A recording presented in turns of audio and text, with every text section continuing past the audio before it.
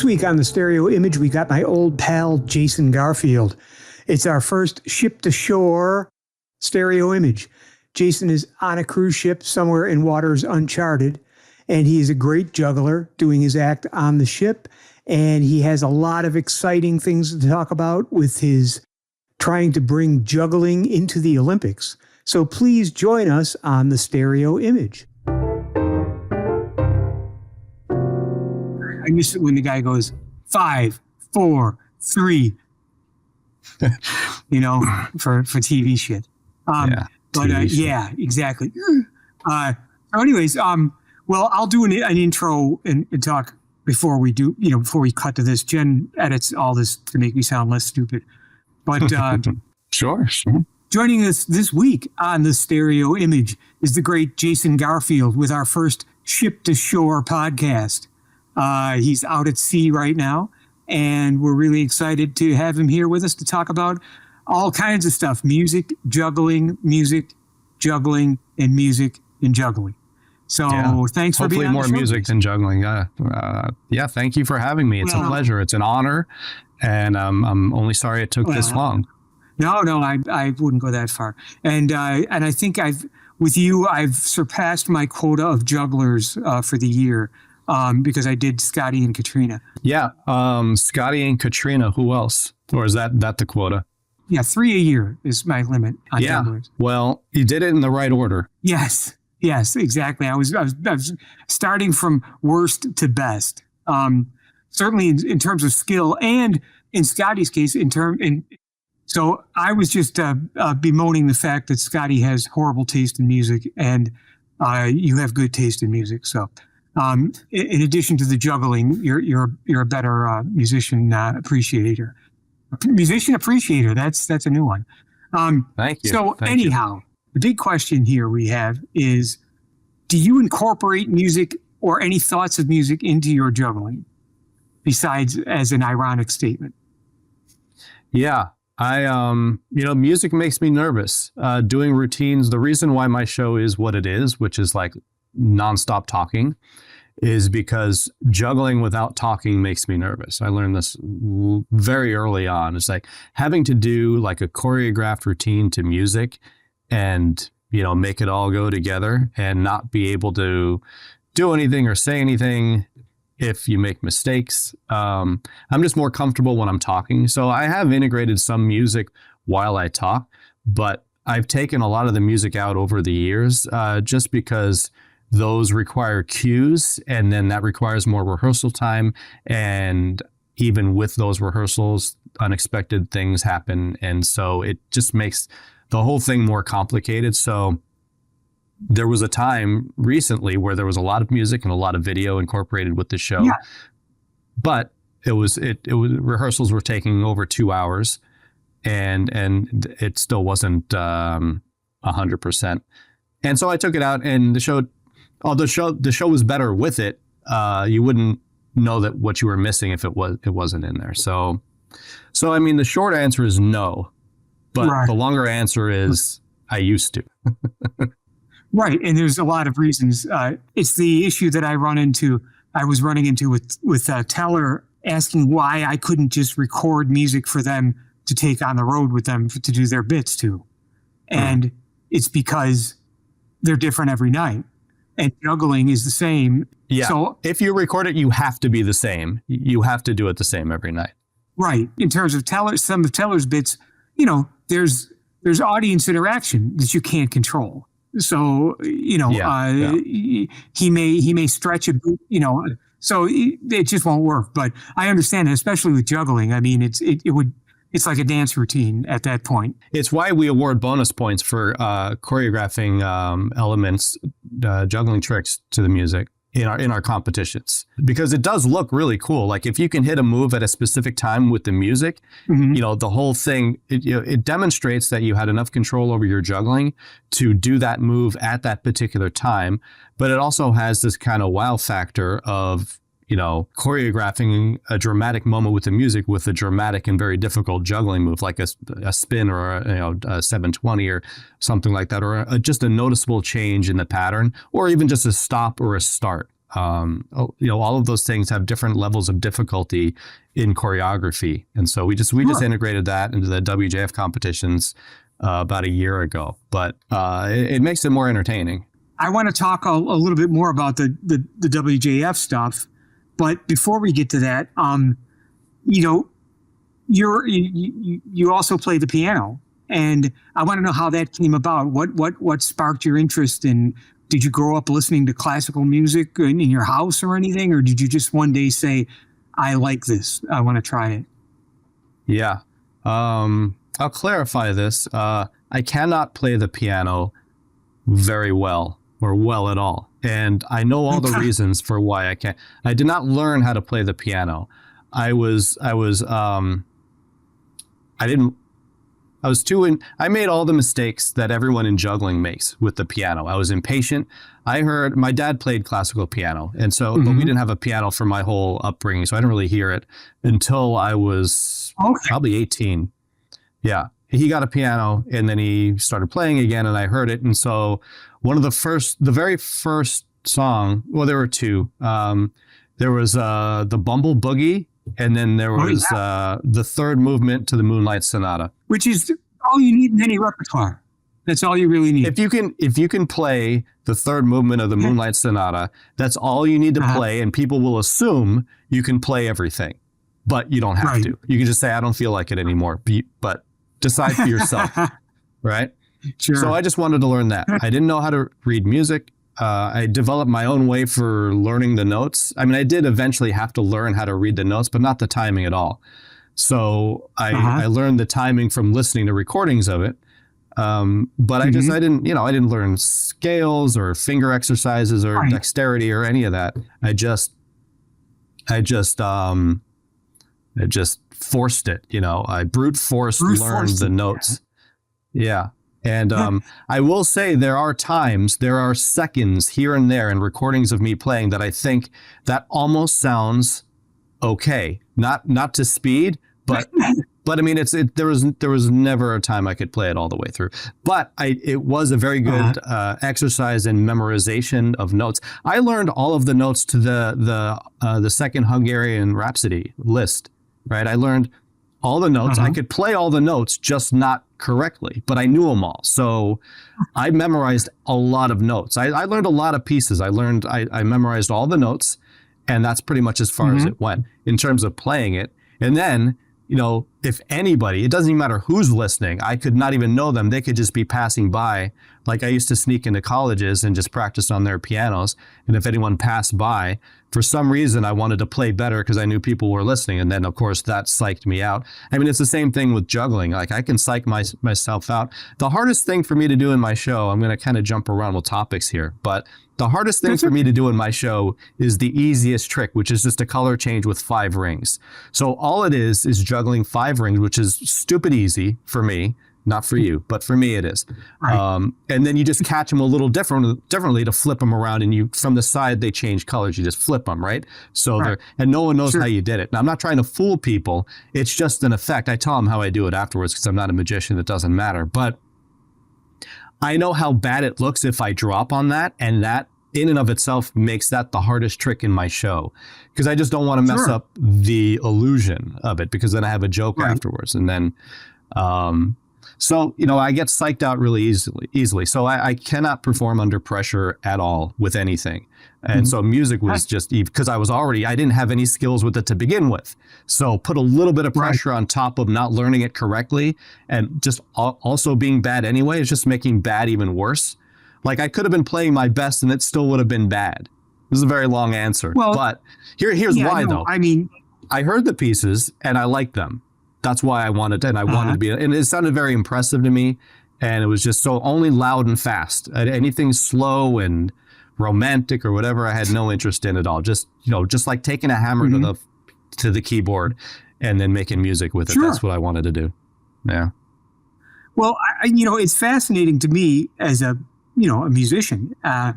To when I first saw you do that, I was like,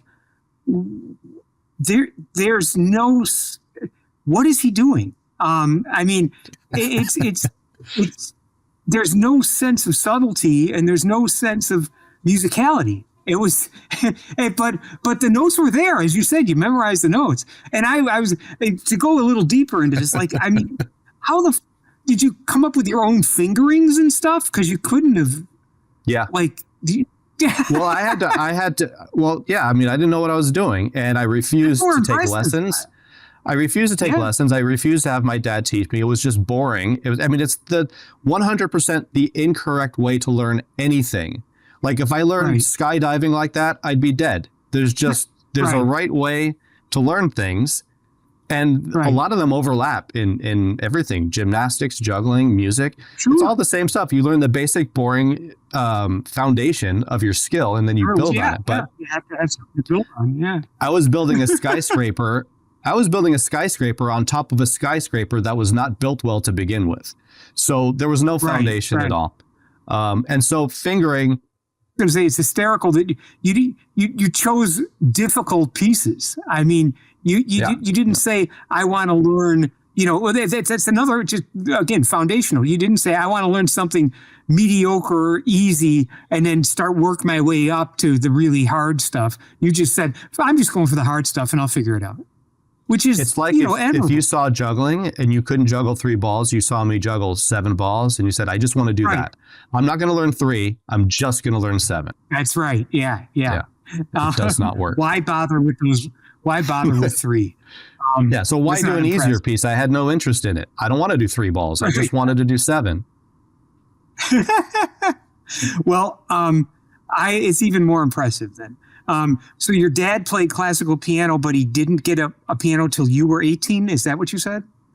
Yeah, well, I think we had one up until I was about 5 years old. Then we moved from New York to California. We did not probably sold the piano at that point. And then there was no piano until, right around 18, 19 years old. Right. And is your dad a good pianist or? I mean, I don't want to. I believe he was. He was better than me. That's for sure. He knew all the stuff I didn't know. He went to school for it. So, he had some professional training for it. Oh, he did. He went to. You say he went to school for it? Yeah. Wow. I think so. But he obviously didn't do it as a profession. No. When you were growing up. No, there was some hang-ups with this. I think for going to college for it or something. I think. He didn't get the opportunity that was presented for him, so his whole life changed to acting from that point forward. But what kind of music did you listen to when you were growing up at home and stuff? What kind of? Just MTV top 40 stuff. I didn't seek out music though. I didn't. Music wasn't really a big part of my upbringing. I mean, there are some songs that will remind me of my childhood, like the way Beatles songs remind people of their childhood, older people. As I got older, I got into there was a point where I got into a very specific type of rap, which was Eminem, because that to me, Eminem was like the Moonlight Sonata, the third movement, because it was the first time, and not to say that there hadn't been skill in it before, but I just hadn't paid attention to it. It wasn't on my radar. But when I heard Eminem songs, that was attractive to me because I could hear the skill of what he was doing, not only just with the lyrics, but the way he was delivering it and the way it integrated with the music. And so I got into listening to that, just basically not just rap, but just Eminem, which was rap, but it was just a byproduct of liking him and what he did. But that was like in my 20s, I guess. It would, I would think so. I don't remember when Eminem hit, but I remember it was a big thing in terms of certainly Penn and Teller and the people that they went to for advice, turning them on to this guy and them just flipping out over him. Because, I mean, it's a level of skill that I don't know if it didn't exist before, but it was him being a non-African American and using references from his life certainly appealed more. It gripped. There were stories there. It wasn't just how good I am and don't mess with me. But there was also Marky Mark and the Funky Bunch. Right. Yeah, there Right. was. People forget about Vanilla Marky Ice. Mark. Eminem just overshadows anyone white who tried to do any of this stuff because he's like the epitome of Right, white right. rappers. But I think I saw a video of Marky Mark being all like, "Hey, what about me?" I'm like, well, Sure, sure. you went from bad rap to bad acting. Yes, but there was stuff that he was and Dre you doing with language that I certainly wasn't aware of as a 40-year-old Yeah. white guy. You know what I mean? I was obviously aware of rap and hip hop and all that from the early days in New York, but I never followed it. It never spoke to me, until I heard him and I said, "Wow, this guy's amazing." So from Eminem to Beethoven, not a great leap, but Not too much of a stretch. So tell me more about the WJF and this site Crazy. What on earth possessed you to start dealing with juggling as a competition as opposed to an entertainment? I guess is the best way to put it. Yeah. I mean, my interest in juggling, I mean, it was similar to how I described piano. I saw the best juggler in the world and I thought, well, I want to do that. And actually, I did not learn juggling correctly. I didn't learn. I mean, you can't just jump to 5 or 7 balls. It's just everyone knows you have to start with 3 and build from there. So I learned at least in the right order, but I had to go back over the years and correct. I made a lot of mistakes with practicing. The main one being just stubborn and insisting I get a certain thing while I'm practicing that's above my skill level. And I would have spent my time better. Like if you're saying you're practicing 7 balls and you can do 7 balls, but it's inconsistent. And you say, I'm not leaving here until I get 100 catches of 7 balls. And, you keep dropping around 20 or 30 or 14, like it's all at the lower ends, but you want to get that number of catches. And your time would be better spent practicing just the beginning because there's something wrong with the beginning if you can't last long enough. So problems like that. But I practiced to be a competitive juggler. I wanted to compete. And there were juggling competitions when I started, but I had a problem with them because there was too many, there weren't any like real, it was all subjective. There's nothing objective about it. So there's so many different styles of juggling that can all compete against each other. And after doing that for several years, and I incorporated a lot of entertainment and comedy within those performances because it was more like a stage performance rather than a technical juggling competition. The best jugglers tended to win it most of the time, but it was really an unknown in terms of how it was scored. So I wanted to create a competition that was more objective, like gymnastics, like a gymnastics floor routine. And most importantly, I wanted it to expand beyond the underground cult juggling community that would see my performances. Like you would spend a whole year or two working on your routine, and then you would do it for a couple of hundred people, and then that's it. It's just gone. And that's the only people that saw it were the people that already knew who you were. So 2 things. I wanted to change the format of the competition, but I also wanted to show it to the world. I wanted to expand the reach of the type of juggling that I like to see, which was technical juggling. So I created the organization. I created a pitch video for ESPN, sent it to them. There was a story behind that. It took a couple of tries, but only within the span of a couple of months. And then I got a 5-show deal. And that's how that all kind of started. Then from there, I had to figure out how to organize an event and raise money for it, or use credit cards, and then just make it all happen. And so we've been doing that now since 2004.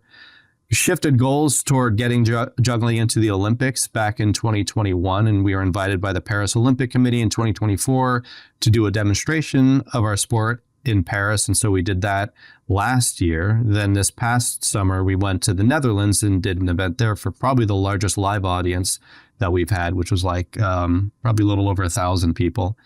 And so now our goal is really just to expand even further with our social media reach and just get more people aware of what we're doing and our mission to get juggling into the Olympics, and keep funding that and doing events and going where the largest audience for this seems to be, which is in Europe.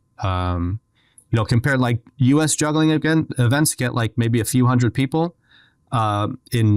In Europe, the European Juggling Convention, they had about 6,000 people there. So much more worth it to go to where the people are than to try to, those people are not coming here. So easier for us to go there and run an event for them. Well, they're definitely not. Yeah. Yeah. They're not coming here. And it seems like there's a real parallel with jazz, because in Europe, everyone, every school kid knows about jazz. They learn about Beethoven and Bach and all the classical musicians, but they also learn about Duke Ellington and Count Basie right alongside with them. So there's this sort of built-in knowledge and appreciation that doesn't exist in America for jazz as an art form. And it's the same thing. If you go over there's big crowds for jazz festivals. And over here, they have a quote unquote jazz festival, and there's 4 rock bands playing there, so it's I can understand it, but that's but I mean, getting something into the Olympics, what do you have to do? Don't you have to bribe the Olympic Committee? I mean, yes. From the movies I've seen, aren't there a lot of payoffs? Yeah, in everything there's bribes and favors and stuff, but also I think the way breakdancing got into the Olympics is that it's based on some truth. All of those stories are not just complete fantasy. So breakdancing got in primarily because there was either an older breakdancer or an ex-breakdancer on the Paris Olympic Committee that helped. That and also breakdancing just had a very large following. So I think right now a big part of it is what's going to bring more views to the Olympic programming. I think that's one of the reasons why breakdancing got in, is because it has a huge following, and a lot of people that otherwise might not have watched the Olympics at least watched the breakdancing part of it. So that's our goal, really, is just like I was saying before, just to expand our social media presence, get more subscribers and followers everywhere, just to show, and then just to show how many people watch our live events, like having a video of our last competition where we had 1,000 people in the audience. It's a start, at least. It was one of the first events where, right. Well, we had a few hundred people come to our first few events, but still a few hundred compared to thousands is not quite the same. So, showing how many people are actually interested in watching this is a big part of trying to pitch this for Olympic inclusion. But for the next couple of Olympics, I think a reasonable goal would be to be included again as a demonstration sport, just to get on the map and get on their radar and just do that until we've increased our viewership online, at least, to show that it's something that would be worthy of inclusion. If not just for the skill alone, which I think that's all you would need. Because you have rhythmic gymnastics, right? You've got people kind of juggling. They just need one more object, and it would be actual juggling. But they got 2, sometimes just 1. But they're throwing a ball up and they're flipping around and stuff, and then they're catching the ball. Or same thing with the ribbons or the clubs.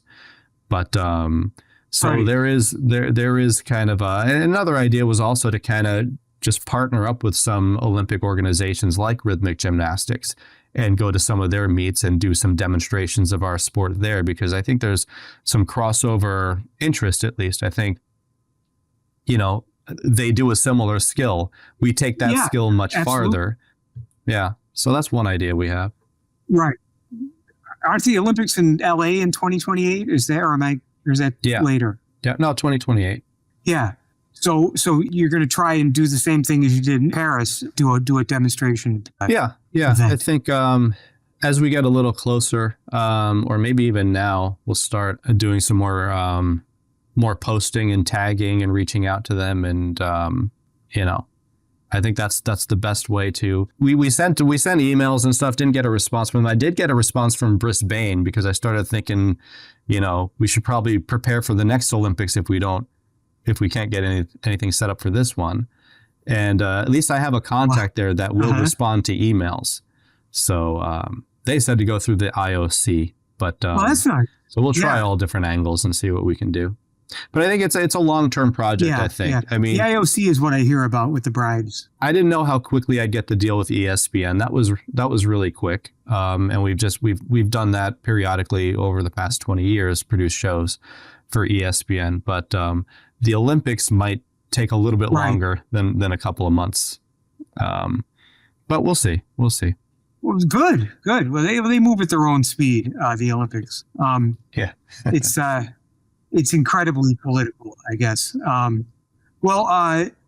Right now, most of your work is on ships.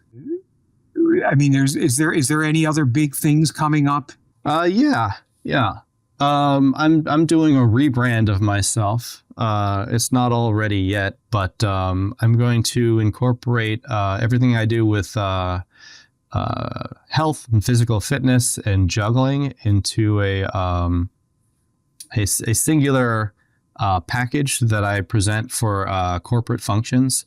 So, like you've probably done this too. You can get hired to do a corporate show, and you do you just do your show, but it's for BMW. They'll have some sort of an event somewhere, and they'll have other things going on, or Holiday Inn, and then they'll have a featured performer come out and do a show anywhere from 10 minutes to a full 45 minutes or whatever. And then sometimes there's workshops like teaching them how to juggle, team building type of stuff. But since I do all this stuff with health and fitness, I really want to incorporate that with everything, because it's really the ultimate combo of everything that I can teach. And I have a hard time getting people to, and I've tried giving away all my stuff for free. Like, I'll do my show on the ship. I'll do a little pitch about how I have a health and fitness and nutrition program. And I give them an email address to email, and then I send them the stuff. And I've experimented giving it away for free or charging $20 for it, $25, $40, and I've just gone back and forth. And the amount of follow through doesn't seem to make a difference in the price, which is like almost zero. So I think the real price is that people just aren't willing to commit to doing something that's going to make a change for themselves. Everyone's interested. Everyone wants to do it, but everyone's looking for, they think I have like a quick fix, like a secret hack to it or something. And in a way I do, but it still requires work. You still have to change your lifestyle and do different things. I mean, if you don't do different things, how are you going to do something different, right? So you can't do the same thing. I mean, unless you're, taking Ozempic or something. Even that's got its, that's not really the solution yet, because it doesn't make you healthy. No. You lose weight, you're healthier, but that doesn't really make you healthier. You're just not as unhealthy. So that is healthier, but it's just. Anyway, so I want to put all that together and then do, a full presentation on all of that stuff. I mean, that was the next thing I wanted to get into a little bit with you is your whole workout stuff and your healthy eating ideas and things like that, because, it's the same thing with everything. You don't become a better juggler without practicing and juggling. You don't get to be a better piano player without practicing, and you don't get to be in shape talking about it. You have to actually change what you're eating and how you're working out. And I just wanted to ask you about, what are you eating these days? I mean, it sounds stupid, but you know what I mean? Kind of. Yeah. What's your diet like these days? Because it's changed over the years. I don't know what you're still doing, but I mean, you've always been healthy and in great shape and worked out like a maniac, but you were doing the 2-day fasts and then eating like a maniac, like a pig for an hour. You know what I mean? Well, that was performance art. That was taking fasting to a performance art level. But I mean, I was doing that in my, fasting was a different part to it. The first thing that changed was the sources of food that I ate. And this changed right around 2015. Since 2015, my sources of food have been primarily plant-based, vegan, whole food vegan. I mean, I try to. It's not every day. It's not all the time, but it's the majority of the time. It's like whatever you do the most is what's going to make a difference. So like you eat Right. one healthy meal, that doesn't make you healthy. But you eat one bad meal, that doesn't make you unhealthy. So whatever you do for the majority of the time.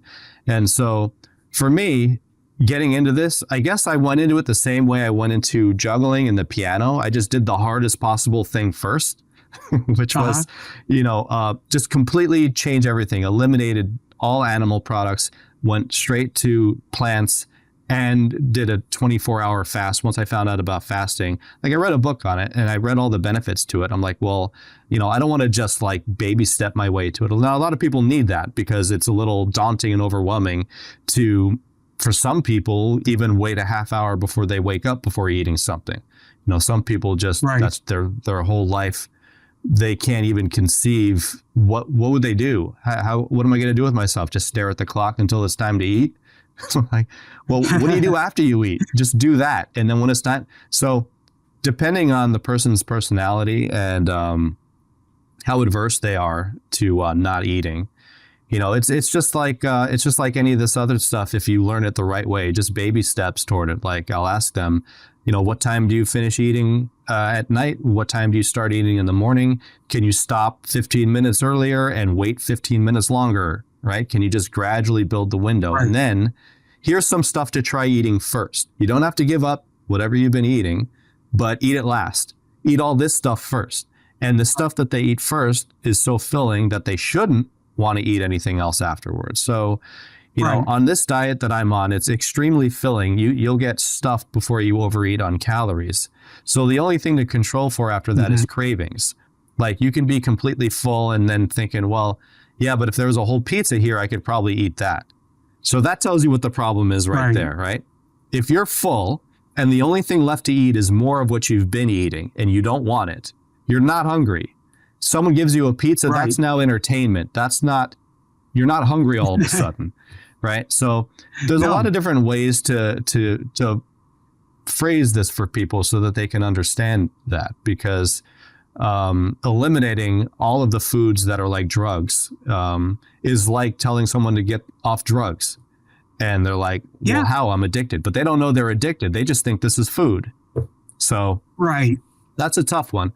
But for me, the health benefits and living longer has more value for me than always having to have mouth entertainment every hour of every day. So it's really just in any weight loss program that you do, there's going to be some sort of cognitive restraint. You're going to have to restrict something that you're doing so that the number of calories you consume is going to be less. And there's billions of different kinds of diets out there that will all work in terms of losing weight. But you also have to consider what it's doing to you on the inside. So like people who do, high fat, high protein, at least it's low carbohydrate. Low carbohydrate is good in any diet. The exception is if it's, plant-based carbohydrates like vegetables. I mean, that's like, I consider that more fiber than carbohydrates, but it is carbohydrates. But, the amount of fiber you intake is a big a factor in terms of how satiated you're going to be and also how healthy you're going to be. So start with upping the fiber, but I lost my track of what I was saying. I'm bouncing around too much. But the point is that's what I eat. That's what I do. And people think I'm crazy for all of the stuff that I bring with me, because there's no way I could do all of this with food that they have on the ship. Like they'll have dishes that they call steamed vegetables, but then they douse it in oil because they think, oh, no one's going to want to just eat this. We got to put some oil and salt on it. And then they have a dish called buttered broccoli, which I don't know who that appeals to, because if you want broccoli, you don't want butter. And if you want butter, you don't want broccoli. So if you're putting them together, what do you care if people eat your broccoli or not? Just have a healthy option and then only put as much of it out there as historically you sell. I mean, they're not selling it, but as much of it as people will consume. But I mean, it's just, so it's impossible. So I bring all of my own stuff for the most part. I bring leaf side packages with me. I bring a thermos that I can cook it in. I bring dry soy noodles for protein. And I just add hot water. I have a kettle with me that sometimes I have to sneak through security. Protein shakes, protein bars. So with all that stuff, it's very, very boring stuff. There is no mouth entertainment with any of that. And I'm not 100%, on all of it. I'll still I'll feel deprived when I eat it. I'm like, well, that wasn't fun. And there's this connection people have with eating and enjoyment, right? Whereas if you go back, Right. I don't know, 1,000 years, or even to some countries now, people would be thrilled if you just gave them an apple. Say, wow, I get to eat today, right? They're not thinking about, well, Right. this isn't fun. It's like, stop Right, having fun right. with your Well, mouth. I mean, Just survive. yeah, that's society. You know, the idea that it's an event. Yeah. You know, you go to eat with friends, and it's you know, oh, who bought the buttered broccoli today? This is delicious. I love that. But it, Right. you know, I have a lot of thoughts on nutrition and health and food, and I managed to keep my weight, you know, really good for the past 5 or 6 years now. And you know, it's funny because many people who knew me when I was 120, 130 pounds heavier will say, well, how do you do it? And I say, you know, it's diet and exercise. And, you know, Right. I mean, it's not You're expecting there to be science. something. Yeah. Yeah. Something I new. mean, it's not, you know, it turns out that does work, you know. I mean, I exercise, I eat well. I eat a lot of salmon and rice and vegetables. And I think one of the things that you said that it really makes sense, and I think it's what leads to a lot of people's failure, is that this idea of restricting everything, or this black and white, I'm never going to eat this again, immediately causes trouble. I mean, Right. if you want one day to have a fucking piece of chocolate pie, eat it. It's not going to kill you. You know what I mean? For years when I was dieting pretty religiously, like when I was running marathons, Sundays I let myself eat whatever I wanted. Every Sunday. Every other day of the week, I was conscious and careful, you know, and watched everything. On Sundays, if I wanted to go out and have a brownie or a hot fudge sundae or something, and I would find myself, you know, saying, like, in the beginning, like Thursday or Wednesday, oh, I want a cookie. Well, I'll just wait till Sunday, you know, and that worked. And then by the time I was in really good shape, I was like, you know, Sunday would come along and I say, fuck it, I don't want anything, you know. But Yeah. it's the idea that it's taken away from you and you can't access it without guilt that I think adds so much pressure to people that are, you know, equipped to deal with saying, I don't want this. You know, they want it all the time, but they can't say to themselves, well, I won't have it, or I'll have it at another time. You know, it's like you said, somebody throws a pizza in front of you after you just ate a meal. Well, I'll have one slice. You know, it looks really good. You're not hungry. You're eating for entertainment, as you said. You know, and the idea that people say, I'm never going to have this again, is just stupid, because eventually you are going to break and you're going to have all of it.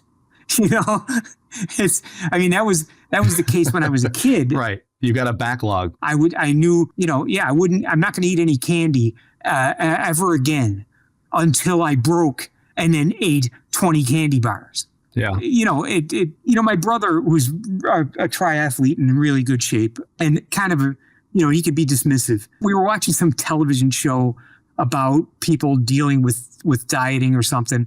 And he just looked at me and he said, you know, it's tough to respect an adult that doesn't know how to feed themselves. And, you know, that's a harsh thing to say. He's a guy that's really rigid in his diet.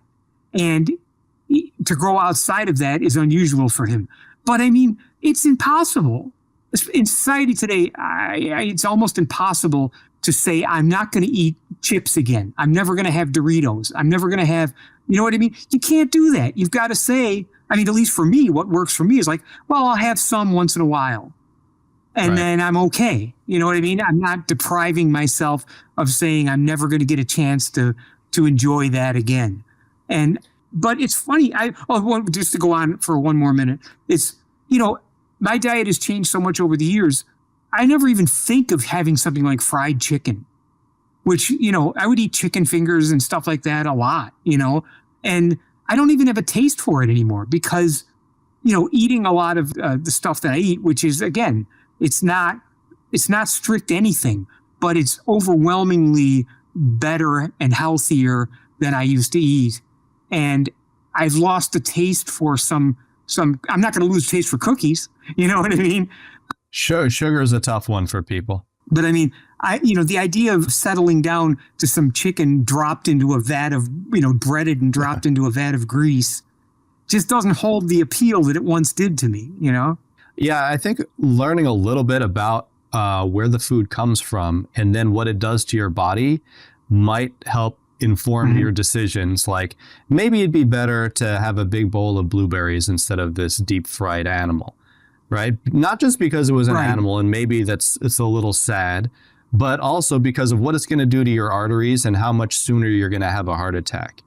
And so asking yourself, do I want to do damage to myself right now? Or do I want to do something like I get excited about eating a bowl of blueberries or eating broccoli or being home so that I can cook and I can put fresh garlic and ginger and onions into my recipes, stuff that, when I'm here, I bring powders for, garlic and ginger and, amla and other stuff that has health benefits. But, I get excited about this stuff. And also there's a lot of work that's been done into like, why do people crave these things? Like the more whatever you eat a lot of, you're going to crave that because you've populated your gut flora, your gut microbiome with all of the creatures that like to eat that stuff. So I like thinking of it like there's a bunch of people in my stomach that I've trained to want a certain type of food, right? And when I'm hungry, they're going to say, hey, get me that chicken or that steak that you had before because that's what we like. So the more you change your diet and you start eating other things, you repopulate it with a bunch of people in there that like fruits and vegetables, and then you'll start craving those more so. So it's really whatever you stick to the majority of the time. Give it like 2 weeks to form any habit. Same thing with the people in your stomach or wherever they are. And the point is, some people do very well with flexible dieting where they eat a little bit of crap every day, but it fits within their macros. So you can still lose weight. It's not the healthiest way to do it. You could have a slice of pizza every day. Who wants just one slice? I don't know, but some people can do it. Some people can, but that's the whole issue of control.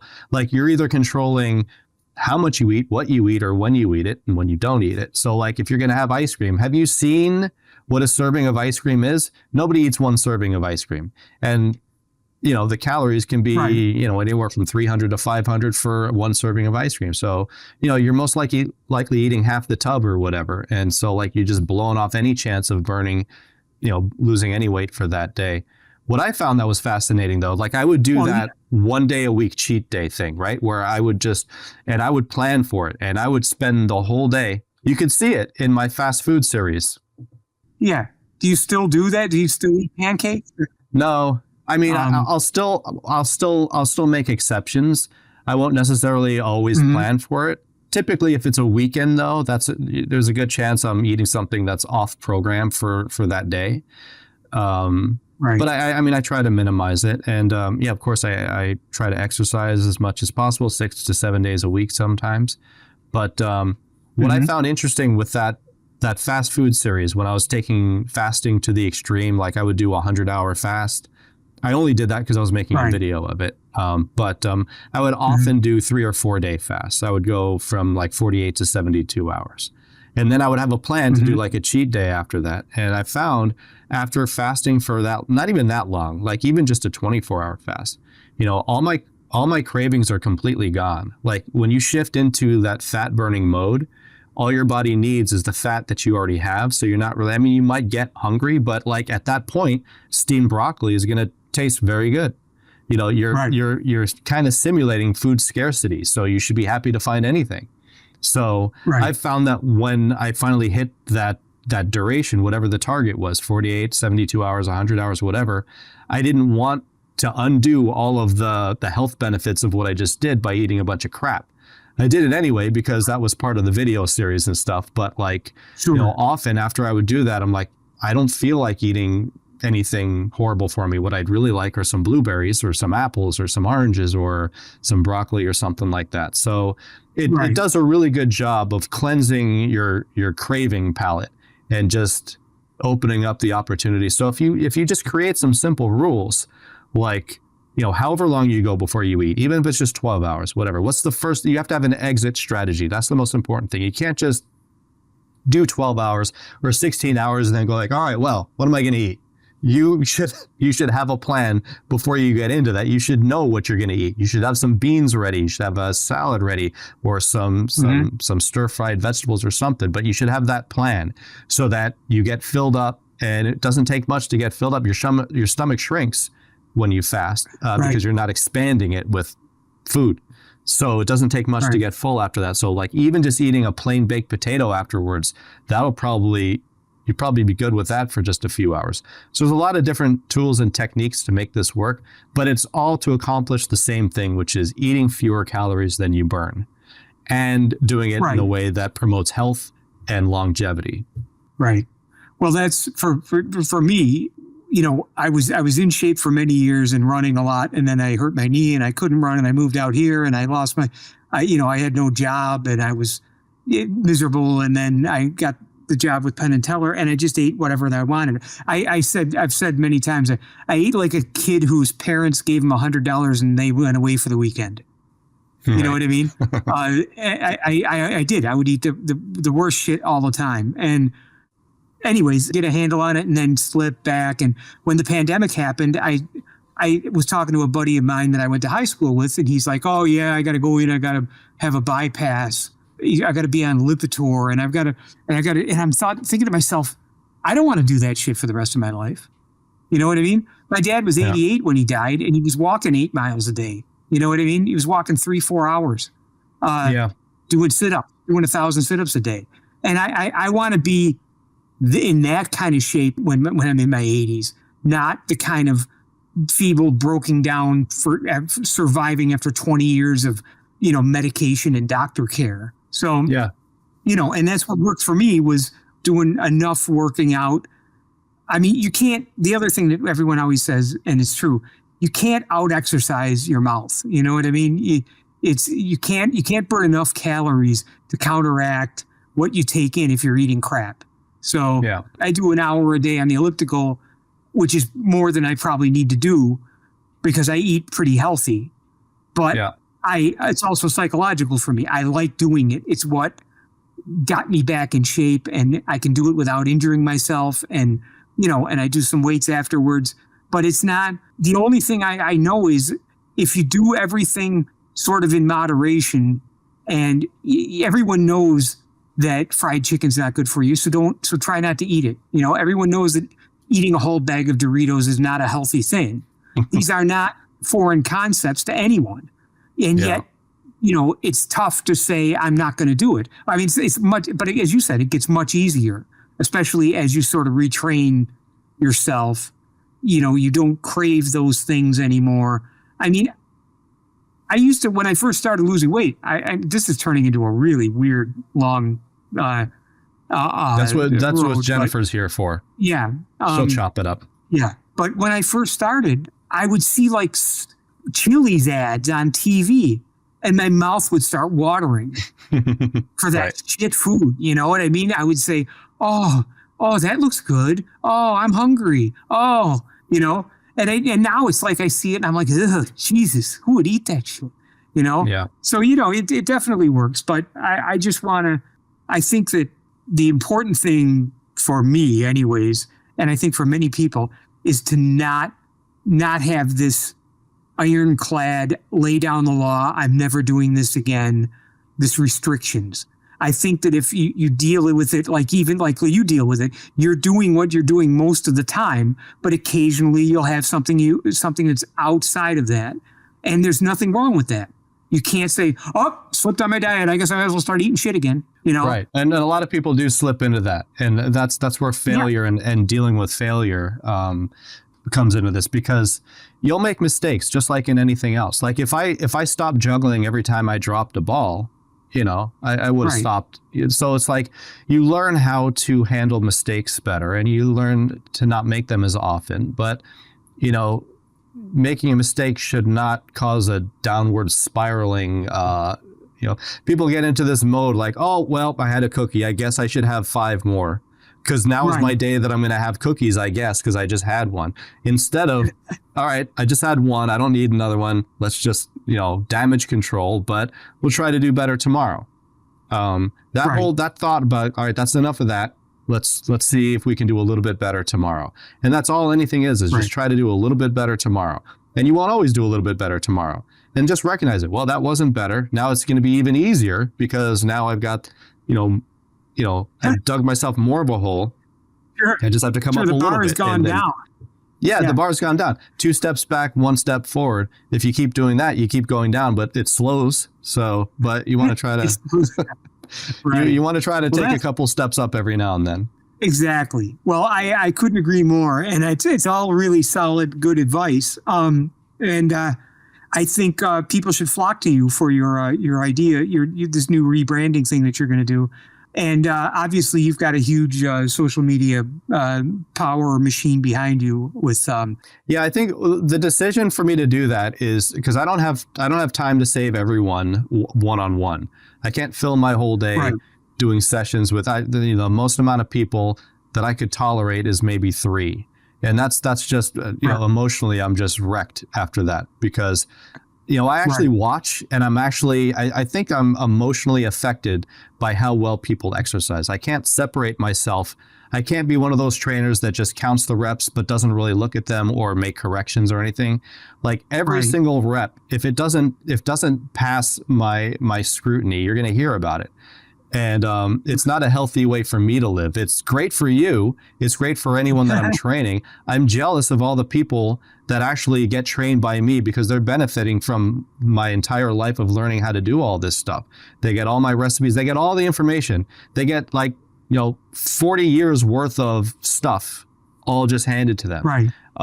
So this direction is more about going to corporations and helping thousands of people all at once. So the same hour of my time, but now I can reach way more people all at once. Yeah, that's really great. And I'm sure that, there's an eager market for that. I believe that in most companies, if you just approach them with this idea and say, wouldn't you like less sick days? Wouldn't you like your employees to be a little healthier so they can perform better for you? They're going to jump on that. So I think it's a really good idea. And as an individual who wants me to train you, don't come to me, go to your company and say, hey, I'd like this guy to train me. Why don't we just get him to train everyone who works here? That's the best way to get me at this point, not just one-on-one. Right. Well, and it's much more efficient and it's less stressful for you in terms of, eyeballing every single person and watching every move they make. Because that would get stressful quickly. Yeah, they still need that though. Yeah, no, but I mean, if you're doing it, like you said, your limit's about 3 people. It would be very hard. Why did you eat that? What were you thinking? But yeah, there is some of that. I know why they ate it, but there is some in the beginning. People generally graduate to knowing everything that there is to know about nutrition. It's funny, unless you're a psycho about it like I am, people will often forget everything that I've taught them. Like I often think I'm just giving you everything. They won't need me anymore. That should be the goal. Right. But because it's not as important to them as it is to me, they'll forget. They'll forget how to do these exercises. They'll forget the form will deteriorate if I'm not watching them. They'll forget what to eat and when. And it's all there. Yeah. They need accountability coaches at that point. Oh, man.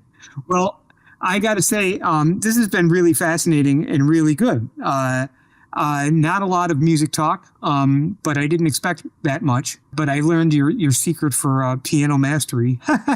Yeah, we might have more to talk about music if I'm ever invited back on. I have some other things we could. We'll definitely have you back on. This has been great, and it's more impressive that you just decided to brute force yourself into in a different way. Yeah, I managed to make it impressive in a completely different way, unrelated to music whatsoever. It is. Well, yeah, there's no, as I said, there's no musicality involved at all. But it's. I may be the worst musician to memorize as many notes as I have. That's right. I don't think you'll find anyone who plays worse than me that memorizes as many pieces as I did and still refused to learn how to play them correctly. Right. Yeah, that's admirable. Well, listen. All right. Well, we'll let you go back onto the. You can go to that buttered broccoli. Yeah, it just sounds delicious. I'm all over that. Yeah. And we will talk to you soon. And thank you so much for being on the Stereo Image.